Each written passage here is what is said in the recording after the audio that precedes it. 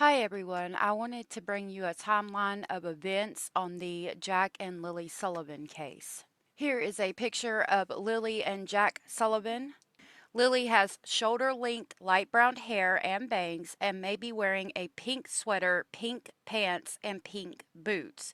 Jack has short blondish hair and blue dinosaur boots.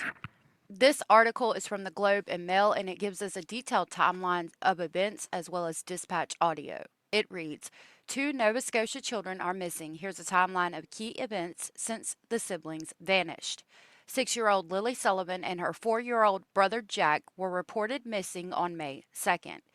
This is the house where they were reported missing from. Lili and Jack Sullivan, along with their mother, Malaya Brooks Murray, and baby sister, Meadow, moved to the community 2 years ago into the childhood home of Daniel Martell, which is pictured. The mysterious disappearance of two young children from their mobile home in the rural Nova Scotia hamlet of Lansdowne has captured headlines around the world. It's been more than a week since police and search and rescue teams began scouring the thickly wooded land and waterways, searching for any trace of 6-year-old Lili Sullivan and her 4-year-old brother, Jack. The community is in a far-flung corner of Pictou County, with the closest town a 15-minute drive away. A few local cars, logging trucks, and the big yellow school bus are usually the only traffic to be seen. A network of backcountry roads that only the locals know crisscross rivers and dense forest that's swarming with black flies. There is no cellular service. Many of the roughly 100 people who live in Lansdowne are related and have been there for generations. Lili and Jack, along with their mother, Malaya Brooks Murray, and baby sister Meadow, moved into the community 2 years ago into the childhood home of Daniel Martell, who describes himself as the missing children's stepfather. The children's biological father has had no contact with them, according to their family.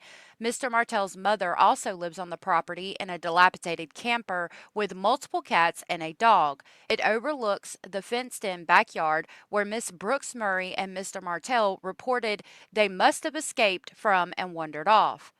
Let me pull you up a better detailed picture of that area, and I want to discuss something with you real quick.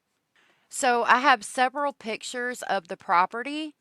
I want to show you a couple of things. First, we're going to go back to this picture and we're going to zoom in. This is the glass door that the parents report they think that the children opened and came out into the backyard and disappeared from somewhere back here. Now, there appears to be some kind of fence right here. We discussed this in a live stream that we had with the Sullivan's pictures on the front if you want to check that out. This appears to be some type of fence, and there is a fence here and here. If we zoom in, we can see the way this picture was taken. The sun is giving the fence shadow line here, and so we can see the shadow of the fence, okay? So you can see all the planks in the fence right here. If we zoom in and move up right here by this back glass door, down the steps, right here, this fence, there's no slats in it. So the fence appears to be an actual fence right here, but here it's just open and you have basically the bare bones of the structure of the fence. So there's nothing keeping them from going out right here. As you can see here, again, there's shadows of the fence line, and here there is not. There is a fence over here, fence over here. This is the mother's property. Right here in this camper is where the mother and stepbrother live. She has a fenced-in area around her camper as well. Here, it appears to be that if she wants to come and visit with her son or her step-grandchildren, she would come out of this fence, and then it is open here. She would go here, walk around the backside of this playhouse, and then walk the well-worn path to the trailer where they live. So that also tells me that if little Lili and Jack were back here in the backyard, they could also walk this way on this well-worn path, walk right behind this playhouse with the slide, come right through here, and go right through here and right up the driveway.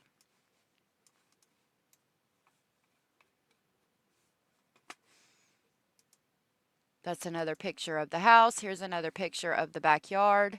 If we zoom in again, you can see the fence over here where it's just open and that's bare bones. This does appear to be some type of fence, but I don't know how well it is and what all it's doing. If we talk about the door that they went out, supposedly, there's a sliding glass door here. Over here, there is a door, but it goes to a porch that kind of just drops off. See, I don't think this door is used because the porch doesn't even line up with the door. And then the front door would be what I do believe is right here. I think this is some type of mud room, and then you would go in right here, and that would be the front door. As you can see, there's a patio area that would lead to this room and then go in there. So let's jump back into the article. The following is a timeline of the search for the two missing children so far.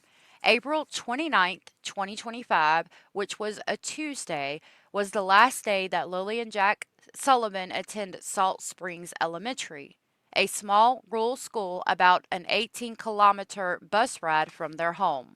So it was about 11 miles from their home.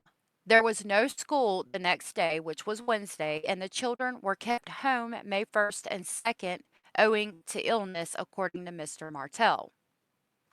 Under the picture, it reads, police believe missing siblings Lili 6 and Jack 4 wandered away from the backyard of their home in Lansdowne Station, Pictou County, Nova Scotia. May 2nd, at approximately 10 a.m., Miss Brooks Murray calls 911 to report Lili and Jack missing.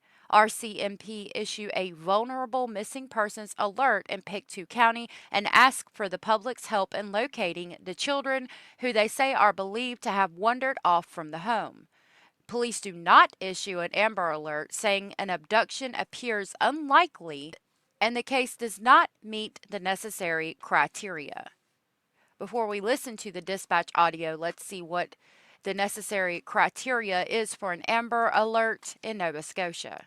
It says an Amber Alert will only be activated in Nova Scotia if 1. Police have confirmed that an abduction has taken place. 2. The victim is a child or a person of proven physical or mental disability. 3. There is reason to believe the victim is in danger of serious physical injury. And 4. There is information available that could assist in the safe recovery of the victim. Thankfully, police agencies have never had to issue an Amber Alert in Nova Scotia. The biggest issue I see here is number 1, police have confirmed that an abduction has taken place, and they have not confirmed that in this case. Here is the dispatch audio from Pictou County from May 2nd. The 6-year-old is the girl, I believe, and she's wearing pink. The 4-year-old is wearing some blue dinosaur boots. So, yeah, I think that's all we kind of have right now. I asked the risk manager if he wants Constable Mason to depart there to go get some phone service to send those images or not. Go somewhere and get service and get those photos sent off. Just make sure Mom stays close to the house there in case they happen to sneak out and get back into the house. Copy, and just for everyone's awareness, based on the profile, the children could have traveled at least 6 kilometers, so keep that in mind.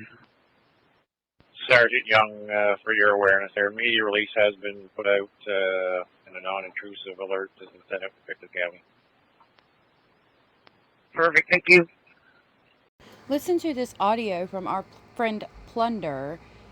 It's another dispatch audio, but notice the time. They say they were last seen at 8 o'clock, yet 911 wasn't called until close to 10, and they had seen them 20 minutes earlier? That math ain't mathin'. In the bedroom 8 o'clock this morning, and they haven't been seen since then. I need to a good statement and figure stuff out. May 3rd, 2025, RCMP issue a quote, broadcast intrusive alert, unquote, a public cell phone notice that the children are missing to people in Antigonish, Colchester, and Pictou counties. The Mounties Major Crimes Unit becomes involved in the investigation. May 3rd, 2025, Miss Brooks Murray and Mr. Martell attend a briefing at the Search and Rescue headquarters on nearby Lansdowne Station Road.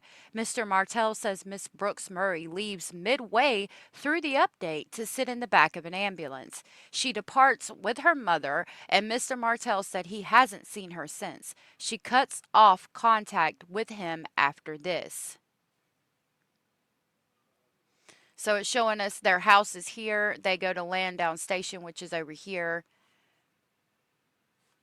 And right here is the search and rescue headquarters. And there's the location of the lake they've been searching with divers. Rain complicates the search efforts as search and rescue teams work through dense forest and boggy conditions. Drones equipped with infrared technology are used at night to look for any traces of the children. May 4th. Mr. Martell speaks to the Globe and Mail about what happened on the morning the children went missing. Quote, Lily came into the room multiple times. I seen her that morning and Jack was out playing in the kitchen, I'm guessing. And they slid open the back sliding door. It's almost like silent to hear it sliding. They slid it open, the boots were right beside the door, and they proceeded to, I'm guessing, play outside. They must have gotten through the back fence, and then they were gone. As soon as I seen they were gone, immediately jumped in the car and did all the dirt roads, all the culverts, checked over rivers and streams. As soon as I got home, 10 minutes later, I headed out on foot, unquote.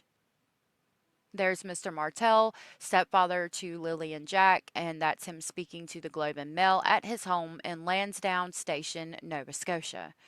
The RCMP requests the help of the Nova Scotia Guard and provincially organized volunteer group to aid in the search. More than 160 people, assisted by helicopter, drones, and tracking dogs, eventually take part in the effort to find the children in a heavily wooded area around the family's home.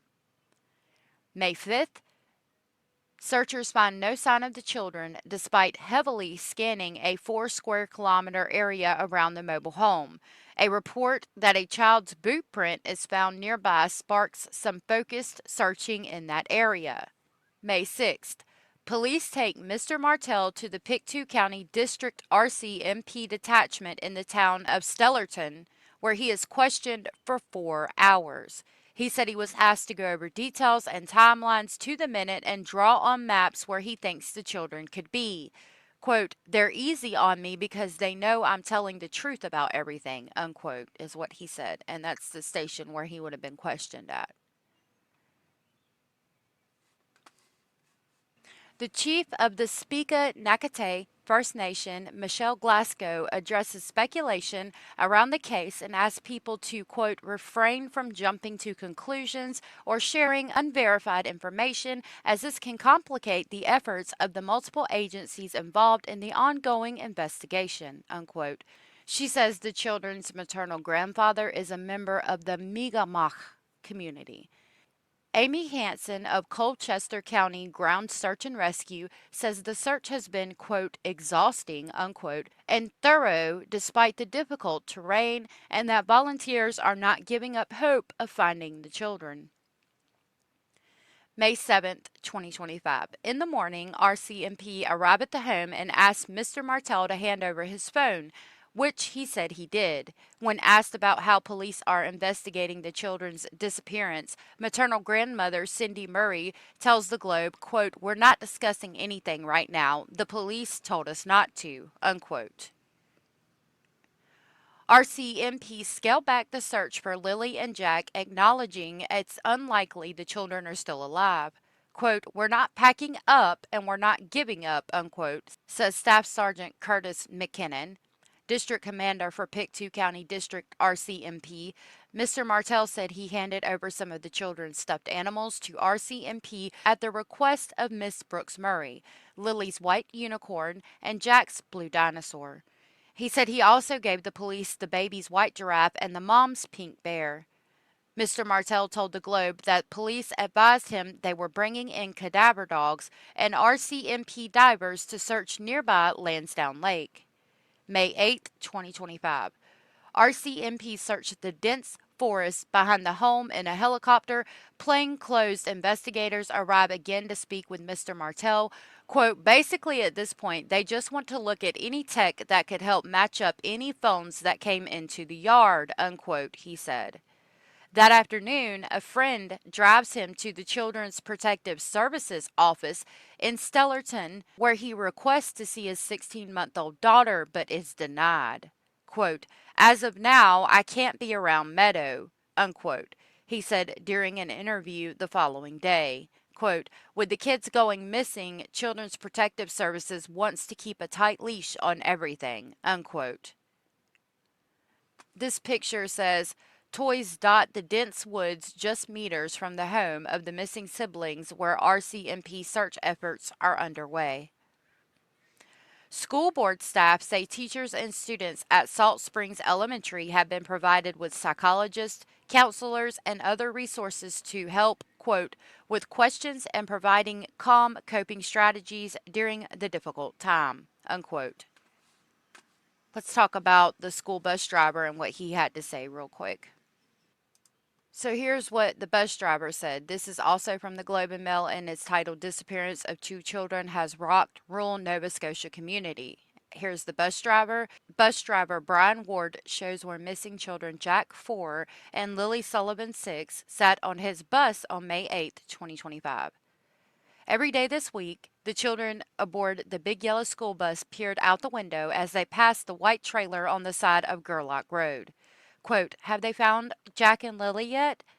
Unquote, they asked bus driver Brian Ward every afternoon. Quote, not yet, unquote, Mr. Ward says as he told the children. Quote, the police are doing everything they can, unquote. Lili and Jack's seat in the front to the right has sat empty with their names still taped above it since April 29th when Mr. Ward last dropped them off at the end of the dirt driveway after school. The case of the missing siblings 6-year-old Lily and 4-year-old Jack, who disappeared from their home without a trace nearly a week ago, has rocked the rural, sparsely populated community of Lansdowne, northeast of Halifax in Pictou County. Quote, I'm devastated. I'm absolutely devastated, unquote, said Mr. Ward, whose children are friends with Lily and Jack and often sat with them on the bus ride home from school. Quote, I can't even sleep at night, unquote.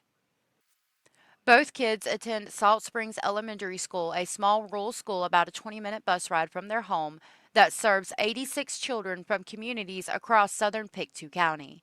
The school has been provided with psychologists, counselors, and other school board support staff to help, quote, staff members and students with questions and providing calm coping strategies during this difficult time, Central Regional Center for Education spokesperson Jennifer Rogers said. Mr. Ward said he headed into the woods on his ATV to look for Lily and Jack as soon as he heard the children had been reported missing on the morning of May 2nd. RCMP have said they believe the children wandered away from the home. He described the kids as full of life, always smiling and laughing. Lily would let out these high-pitched squeals, he said. Quote, I'd get after her all the time. Lily, you can't be doing that, unquote.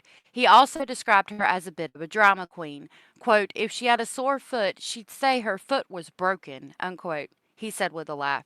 Jack sometimes fell asleep on the way home from school, but more often than not, he was chatty. Quote, he'd say, bus driver, hey bus driver, Mr. Ward recalled, unquote. Quote, if he was trying to talk to you and he couldn't get your attention, the little bugger would take his boot off and throw it at you. Jack is famous for throwing his boots at me, unquote. Inside the family's trailer, paintings and awards hang in the small, well-worn kitchen, and one piece of art, Lily says her mom makes cupcakes and plays with toys and watches movies. Quote, I love my mom, unquote, she wrote neatly in pencil. There's also a red painting by Jack of an insect. Family members have said he loves to dig for worms and would turn over pieces of wood to look for bugs. Let's go back and look at the end of the first article we started reading, and then we will talk about rumors and speculation. May 9th, 2025. Lili and Jack have been missing for more than a week. Mr. Martell says he's been exceedingly cooperative with investigators. Quote, I gave them everything from my phone. I asked for a lie detector test and drug test. I am the only one trying to move this forward and give any information that I have, unquote. He adds that police are looking at the wireless router in the home to see who is connected to the internet and at what times. A large RCMP truck is in the area. Mr. Martell says RCMP scoured Lansdowne Lake from above by helicopter and also went into the lake but found nothing. And here he holds a picture of them up. Under the photograph, it reads, Daniel Martell holds photographs of his stepchildren, Lili and Jack. Mr. Martell says he has cooperated with police throughout the investigation. Okay, now we're going to talk about some rumors and speculation. I'm going to share some screenshots with you that I have, and I will tell you what I think about them as I read them to you. Okay, this one was shared on Facebook, and it is by anonymous participant, and it reads, April Van Snick. The mother has already been drug tested and removed from the home. RCMP and Department of Community Services and Child Protective Services strongly recommended that she leave the dwelling. Drug paraphernalia was located inside the home along with one of the vehicles. I cannot speak on who owned the vehicle or what exactly was found, but I can confirm that drug paraphernalia was located at the residence. The mother and baby were removed to a secure location away from this property. Now, my issue is number one, how would you know that? How that could be my neighbor next door just saying something on Facebook. How would somebody on the outside of this situation know that the mother's been drug tested and removed from the home? Number two, if the Department of Social Services and Child Protective Services strongly recommend that she leave the dwelling and it's not safe for the child, they would take the child. However, we just read in the verified news source that the Child Protective Services won't let Mr. Martell see Baby Meadow. Rumor has it that Baby Meadow is with her mother on the reservation. Maybe they do have Baby Meadow. Maybe she doesn't have Baby Meadow. I don't know. That's all that I know about this. I think that if there was an issue, that the child would have been removed from both parents. And I also think if there was drug paraphernalia, somebody would have a charge for that. Maybe not necessarily now because they're trying to find the children and that's what's most important, but maybe down the road there will be. I don't know. We shall see. So this person posted on Facebook and said, they live 500 feet from me, eh? I didn't even know kids lived there at all. I thought it was a drug house. There's always cars there, and it's so odd to me, but I can't remember clearly if it was Wednesday or Thursday. But there were so many cars there on that particular day that the driveway was full, and a car was even parked on the side of the main road. It was like 2 p.m. at the latest. I remember driving past, judging them, thinking how they were probably in there sharing a crack pipe or whatever, lol, and then boom, Friday, this all comes out. Now, the first issue I had was that they said they live 500 feet from me. And I had a Canadian on my panel that is a very good friend of mine. And I asked her about that. I said, why did they say feet instead of meters or yards? And she said they do use the term feet when judging distances. They use them all kind of interchangeably. So just because they said feet doesn't mean that they weren't from the area. Somebody did pull up a map and said that the closest neighbor would be right here and it would be a 6-minute walk or about 450 yards, not meters, but yards away. That could possibly be the person who made the comment. I don't know. Now we're going to look at a video of Lili and Jack. I do believe this is Jack's second birthday. You do get an idea of the children when they are with their parents at a birthday party. I do want to give you a warning. This is going to be loud. This child screams at the top of her lungs. If you have earbuds in, please turn your device down. I'm going to play it now. Happy birthday to you. Happy birthday to you.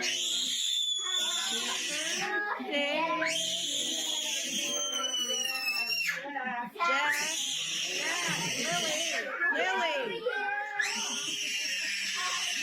Lily, stop, honey. Blow it, go. Oh. Yay! Yay! Yay! Birthday! Happy birthday! Yay! Say happy birthday.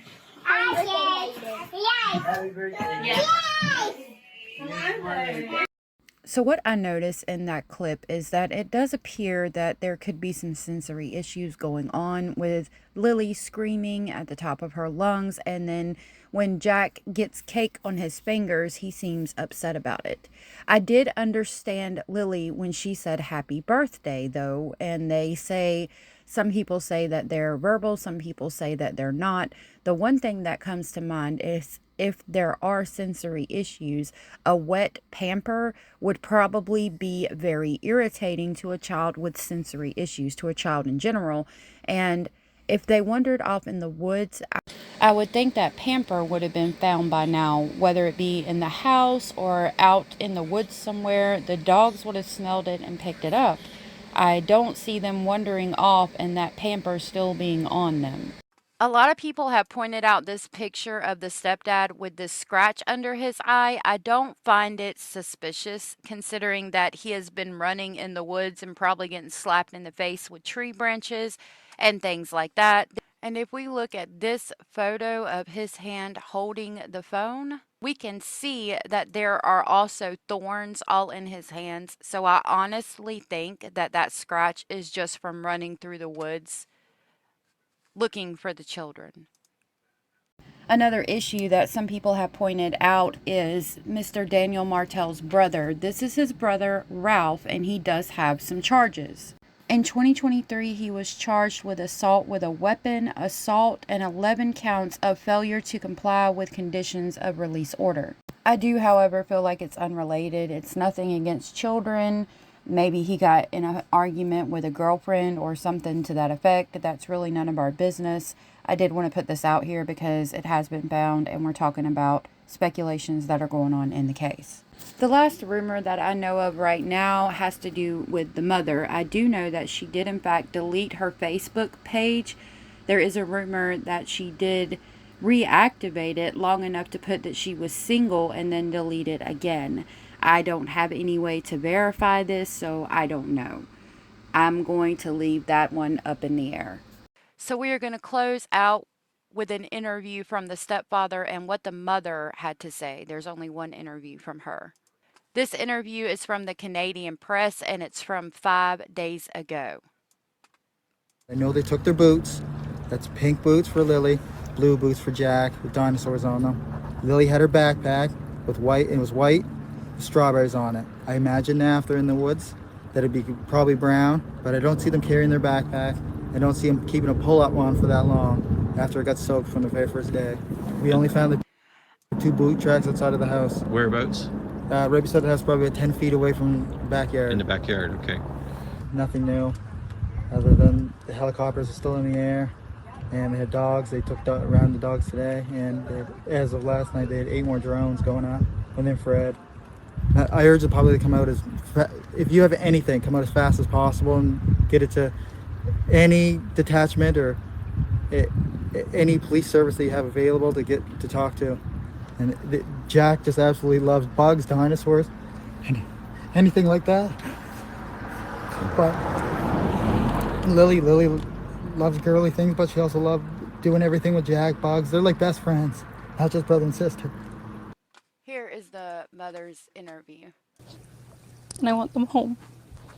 What happened was we woke up, I heard them playing in the next room beside us, and I was drifting in and out of sleep, and they're not the type of kids that we tell them not to go outside on their own. We always make sure that we're out there with them, watching them, and they happen to just get out that sliding door, and we can't hear it when it opens, and they were outside playing, but we weren't aware of it at the time. And the next thing we knew, it was quiet, and we get up and I tell him, my partner, Daniel, I tell him, "Do you hear the kids?" And he says, "No." And we get up instantly. We're looking outside. We're looking everywhere, yelling for them. And I instantly just call 911. I just had the instinct I needed to call. They're both really go-lucky children. They're so sweet. They talk to anyone. They'll talk your ear off. They will speak to anyone in a store. Everyone. They're just extremely sweet kids. I appreciate the huge search effort going on right now. But we've been pushing for an Amber Alert, which hasn't been issued. Not just that they could possibly be abducted, which it is a possibility that they could have been, but just an alert to let everyone know that they are missing. We had people text me saying that they weren't aware someone else let them know that they were missing, and it would just be nice if everyone could be alerted. We thought maybe that we found tracks, but it's still uncertain. It's been raining and they're probably soaking wet, but with the sun today, I'm hopeful that they are feeling warm. We're all filled with pain and sorrow because we just want them found. We want them home. Everyone loves them. They are definitely verbal, and they do have possible autism, but it's not extreme autism. It's just they have issues with school, and they don't catch up with the other kids. I just want to remain hopeful. But there's always, in a mother's mind, you're always thinking the worst. Last night was one of the worst nights because I didn't have them in their beds. And I don't want to go through that another night without them. My issue with her interview is the fact that you heard them in the room playing, but then you didn't for about 20 minutes. And then they went outside, but the father has referenced them going outside and always having to tell them to shut the door behind them, which tells me they played outside by themselves. And this one time that they miraculously did shut the door also happens to be the time they go missing. Doesn't make a lot of sense to me. Thank you for watching this video all the way to the end. You are amazing. I really appreciate it. Please don't forget to hit the thumbs up on your way out, and I will see you soon.